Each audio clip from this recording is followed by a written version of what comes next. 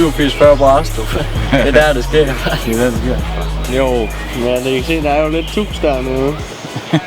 Og det kan man jo sige. De er jo egentlig købt i stedet for, at vi alle sammen lå og kørte rundt på lovlige scooter. Fordi der er jo ikke så meget, der er... Jo, det er jo fint at køre lovlige scooter. Men altså, mange lige synes jo, især også sådan lidt bønderdrenge, vi synes jo, det er lidt fedt at køre lovligt. Og det har vi sådan set alle sammen nok gjort. Vi vil heldigvis aldrig taget, men der er politi over det hele, og folk de bliver utilfredse. Og så købte vi dem der i stedet for, og det er, kan man sige, der får du jo positiv opmærksomhed, og det er jo sjovt at køre, når det regner.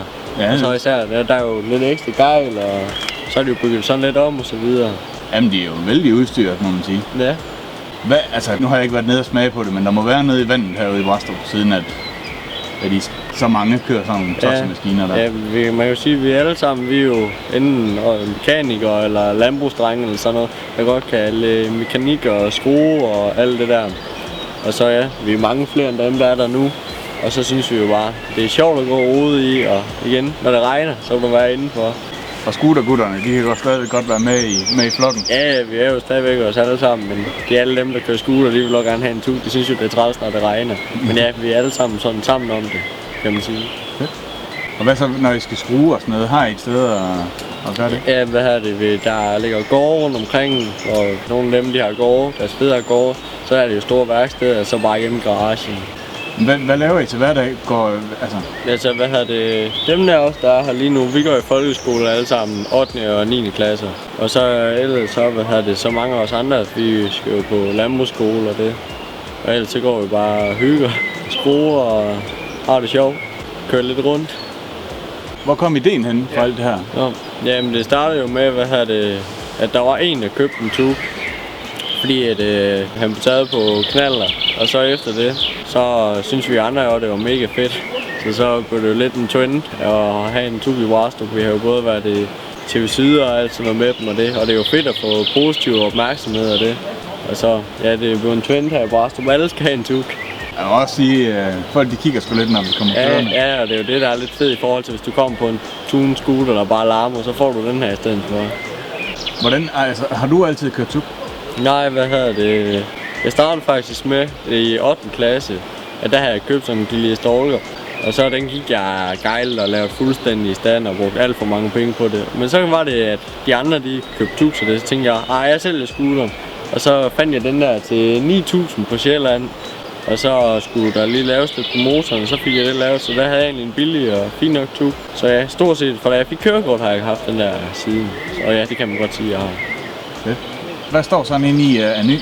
Ja, det er jo omkring de der 55.000, der de koster. Og så kan man jo sige, dem der er dernede, hvis man tager gejl og anlæg, vi har lavet på dem ekstra, er jo for næsten, det er i hvert fald på min lys, der er der i hvert fald for omkring 10.000, men det er hvis man tager anlæg og alt det der er lavet. Men ja, det er jo det hele. Det skal være et godt anlæg og lidt lys og lidt lige. Ja, man stopper ikke med at gejle, bare fordi man kører på en aparte maskine. Nej. Mere vil have mere. Og hvad med trækkraft og sådan noget? Kan I godt klare bakkerne? Ja, man kan jo sige, at min der er 85 kubik på, og så er der lavet færgegear, så den render lidt hurtigere end den må, men man kan sige, jeg bruger det egentlig mest til, at i stedet for mange af de er jo lavet for standard af, at hvis du sætter større cylinder på, så kører den så hårdt ud af omdrejninger, og så smadrer den fuldstændig. Så jeg har bygget min fuldstændig om, med der er anden krumtap og alt det der i. Ren sport egentlig, kan man sige, turen, det hele. Så den går rigtig godt. Og den er bare stabil og kører bare. Ja. Kan du sige noget om, hvad forskellen er på at have en almindelig knallert og så at have sådan en der? Altså, selvfølgelig er der anskaffelsen, som er lidt dyrere og sådan noget, men sådan rent driftsmæssigt, så er det... Ja. Altså man kan jo sige, at i rent forsikringsmæssigt er det samme som en scooter, knallert. Men man kan jo sige rent sådan transportmæssigt og hvad man skal sige med vind og vejr det hele, så vil jeg sige, så er det jo meget rart med en tube. Det kan godt være, at den er lidt dyrere at købe ind, men det har været det hele værd. Og hvis man kan finde en, der lige skal laves lidt på, så kan man også spare lidt penge, hvis man kan finde ud af at lave det selv. Men ja, jeg tror, at 80% vil det hellere have en tube end en scooter, sådan, når man bor i Danmark. I forhold til det lys der, jamen, det kan jeg også godt, det kan jeg også godt fortælle lidt om. For eksempel på min, der har jeg jo lavet LED-lys og rotorblink og rimelig godt anlæg i, subwoofer og der er det hele. Så det kan man også sige, at standardbatteri, det er jo sådan 40 amperes, den der sætter 70 amperes batteri. Så det er svært, man skal så lade det hver aften, fordi det er rimelig dårligt til at generere strøm. Men ja, det er jo lidt fedt, når man køber på landet, så med godt lys på, og ja, igen, det er gejl. Jamen det er vildt. Det har været vildt spændende lige at se dem i hvert fald. Ja. Så, men nu går vi lige en runde lige om lidt, så kan vi lige se alle maskinerne. Jo. Gør det.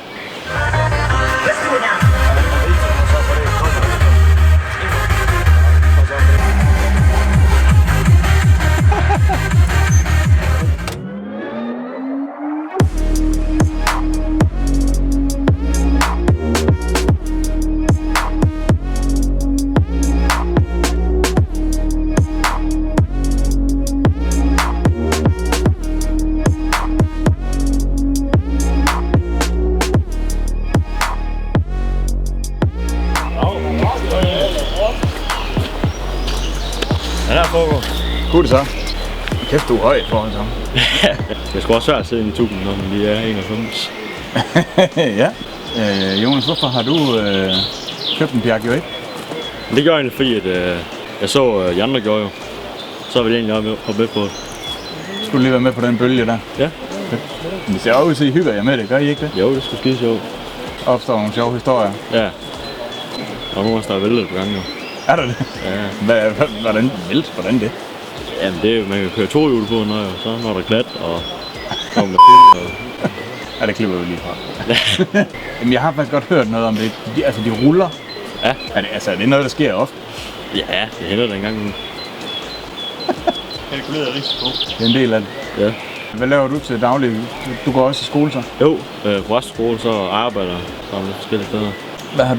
Hvad har du gjort ved din? Den har jeg fået noget større cylinder på, noget anden kobling, udstødning, så er der kommet en masse lys på. Ja? Ja, jeg gav 23 for min. Okay. Er det så lige dobbelt op af Victor? Ja, men han kan godt nok ofte lidt mere på sin, jeg har. Okay. Nej, så de er til at få fat i for penge så? Ja, de var i hvert fald en gang jeg købte min. De er steget helt vildt nu. Ja. Jamen det er jo også inden for scooter-verdenen, der er jo bare stukken af, fordi man ikke kan få noget nyt. Hvordan kan det være, at I alle sammen har røde? Jamen det er faktisk så rimelig tilfældigt. Der er også blå, og der har vi nogle grønne også. Og... Hvor mange er I alt i alt? Puha. Vi er i hvert fald tættere på 20, end vi er på 10. Seriøst? Ja, vi er fandme mange nu. Fuck. Men så lukker I jo en by helt ned, når I kører igennem. Ja. Så det er en del. Det er da vildt. Ja. Nå, men skal vi lige gå en runde af sparkende dæk og høre drengene, hvad det handler om? Det kan vi godt. Er ikke sådan, vi gør? Jo. Så, tak fordi vi måtte snakke med dig. Nå, væk fra lige her fra nu. Ja, det er godt. Det er et lys der, og så er der rotorblinker. Der er der lidt lys, og har vi jo lidt bagpå. Ja. Hold kæft, noget lider lige indtræk.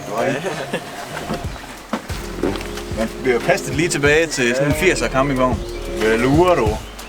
Og i et håndtag, jo.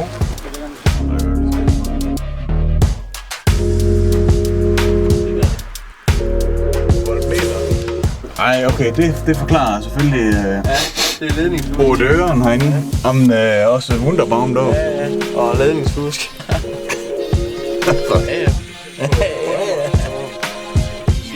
Og så kommer varmen ud her. Ja, der er udstødning og så ud bag i hende, kan man sige.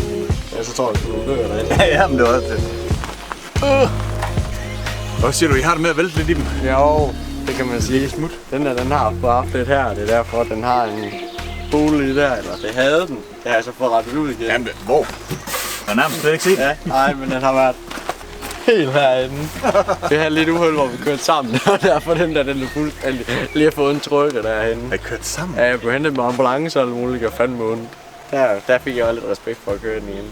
Kurer hen ad jorden, og ej, for satan ikke ondt. Og alle ruderne, de smadrede i den. Nå, men ja, jeg skal lige sige, at du har fået sådan en rød gummilist på her. Ja, ej, det skal du ikke filme. det skal I sætte den ikke filme, det der. Ej, det havde jeg virkelig. Jeg skal holde lave om. Det ser sådan ud sammen ud.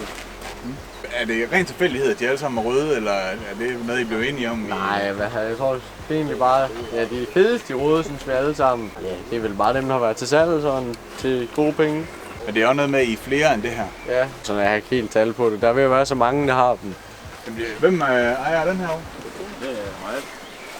Hvad er det for en... er det sådan noget ekstra udstødning, der sidder der midt i? Nej, men det var fordi, jeg havde dieselfyr på en gang. Fordi jeg havde sådan en gas på. Men PSA her til sommer jo. Ja, selvfølgelig. Så det bliver sådan en sommer egentlig. Hvad så når skutterne de brækker sammen? Kan I så stå deroppe bagpå? Ja, der har jeg faktisk prøvet en gang, hvor vi tog motorlærer, så smed vi lige skuldre fra. Hvad med kabinegejl herovre? Har du også været... Er I sponsoreret af Wunderbaum, eller er det bare fordi I er helt pjattet med den lugt der? Der kan godt lugte lidt af svin og ko. Får sagt man heller ikke for lidt med ekstra... Nej, har vi brugt lidt penge på det. Ej, men altså, nogen køber en kuglespoiler, andre de sætter et lyst batteri på taget. Er det din? Den her, den har ikke gjort så meget, den har det egentlig faktisk gjort. Det er politiet der, så lidt noget fyrværk. Er det Wish's Finest? Nej, det er ikke. Jeg får vist det af Amazon. Nå, okay. Potato potato.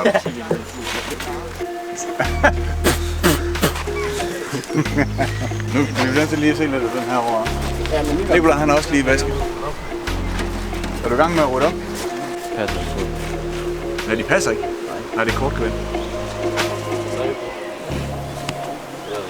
Drenge, tusind tak fordi I må komme og se. Jeg skreg. Det er sgu sjovt flot det her. Hvis jeg er derhjemme, hvis I har noget grej, I synes vi skal komme og kigge, send os en e-mail til info@speedline.dk. Skriv, vis os dit grej i emnefeltet. Den ligger også hernede i beskrivelsen. Tak fordi I så med. Vi ses. Det er jo ikke lade være. Ja, det kan bare ikke lade være.